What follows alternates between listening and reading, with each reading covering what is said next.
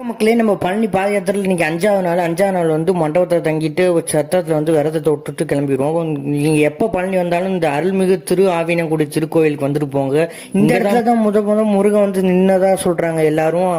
முதல்ல வந்து இந்த கோயிலுக்கு வந்து சாமி கும்பிட்டு அதுக்கப்புறம் பழனி மலையில இருக்க முருகன் கோயிலுக்கு போய் தரிசிச்சா நல்லதுன்னு எல்லாருமே சொல்றாங்க. நாங்களும் அதே மாதிரி அந்த கோயில சாமி கும்பிட்டு மேல ஏற ஆரம்பிச்சுட்டு காவடி கொண்டு வந்தோம். காவடிக்கு வந்து பூஜையை போட்டுட்டு அப்படியே வெளியே இருந்து சாமி கும்பிட்டு உள்ளேயும் போய் சாமியை முருகனை தரிசிச்சுட்டு கீழே இறங்கிட்டோம். கீழே இறங்கி வந்து மண்டபத்தில் வந்து அரோகரா போட தயார் பண்ணிட்டாங்க.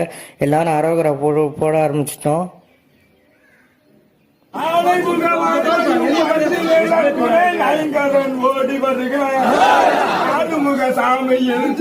கதை பாடிட அன்புடன் ஓடி வருக வருது வீரதண்டாயுதமானி நின்னுலகம் இருக்க தரப்புனூர் ஆண்டிக்கு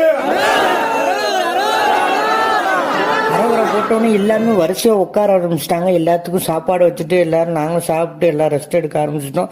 நம்ம ஊர் பாத்தீங்கன்னா இன்னைக்கு ஃபுல்லா இங்கதான் முக்கால்வாசி ஊரே வேனை வச்சு இங்க வந்துருவாங்க. எல்லாருமே சாப்பிட்டு ரெஸ்ட் எடுக்க ஆரம்பிச்சிருவாங்க. ரெஸ்ட் எடுத்துட்டு 4 மணிக்கு மேல மறுபடியும் மலை ஏற ஆரம்பிப்பாங்க. மலை ஏறிட்டு தங்க தேரை பார்த்துட்டு நைட்டு கீழே இறங்கிடுவாங்க. கீழே இறங்கி கீழேயும் பங்குனி உத்திரத்துக்கு 2 நாள் இருக்கனால சாமி எல்லாம் கீழே வந்துச்சு. அதையும் பார்த்துட்டு எல்லாருமே பழனி பாத யாத்திரை முடிஞ்சிருச்சு. நம்ம சேனல் புதுசா பாக்குறதா சப்ஸ்கிரைப் பண்ணிருங்க. எல்லா வீடியோக்கும் சப்போர்ட் பண்ணுங்க. Tata, bye bye.